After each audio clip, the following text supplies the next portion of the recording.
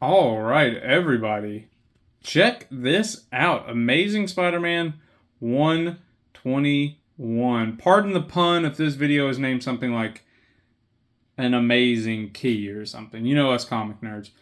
Anyway, I managed to pick this up on the Battlegrounds Live Whatnot, which if you aren't following, maybe you should, because they ran this and a Hulk 182 and some other cool books, but this was the one I was eyeing.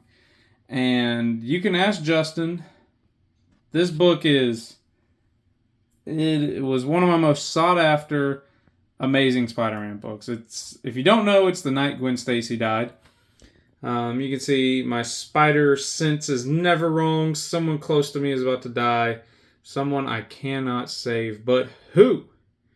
And we've got just a classic row of characters. And of course, it would end up being poor Mrs. Gwen. As you guys can see, rough shape. The back is worse. I knew the condition going into it. But it's one of those books where, I mean, if you want it at an affordable price, this is kind of the condition that you're going to get it in. And I'm fine with that, honestly. It's a book I've wanted forever. I don't know how often I talk about it on the channel, but when Justin and I were talking about it, he was like, yeah, this is probably the ASM book you talk about the most. That I think was realistically obtainable. I'd love first Mysterio and first Green Goblin, and even first appearance of Gwen Stacy.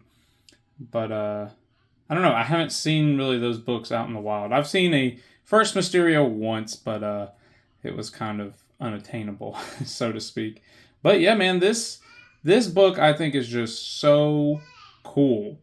If you keep up with the history of MJ and Gwen and just all the behind-the-scenes stuff that was going on with Marvel with her, and when they killed her off and she was supposed to stay dead, then they brought her back for the Clone Saga, Clone Wars, whatever it is.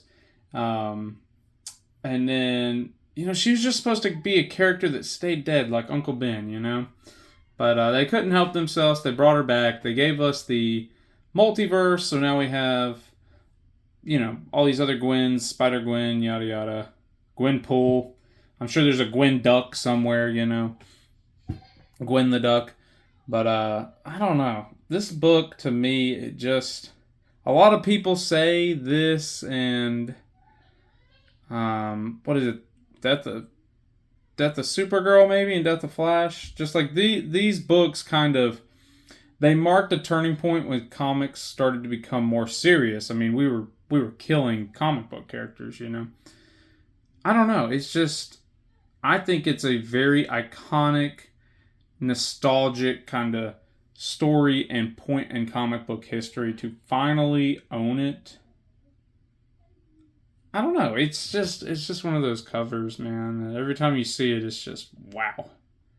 This is Amazing Spider-Man 121. Not a mega key, don't get me wrong. Like I said, it's not Amazing Fantasy 15 or not even ASM 300, but I think it's just so cool for what it means to comic book history. If you can hear my daughter, you guys, just pardon me. She's a big Ghost Spider fan, so talking about the death of Gwen just gets her a little riled up. But yeah, there you go, guys. Not a trick, not an imaginary tale, but the most strangely unexpected turning point in this web slinger's entire life. Now, can Spider-Man go on? Or how? Yeah, how can Spider-Man go on after being faced with this almost unbelievable death?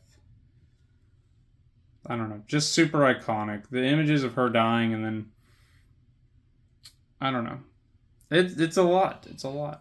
It's a big pivotal moment in Peter's life. And, he'd go on to fall in love with MJ after this. So I just always thought the MJ and Gwen dynamic super interesting. But yeah, guys, let me know what you guys think about the night Gwen Stacy died and what this meant for a turning point with comics as we were leaving the Silver Age behind and going into the Bronze Age. I'd love to hear what you guys think about this comic's role in comic book history. So thank you all for watching, and I will see you in the next one.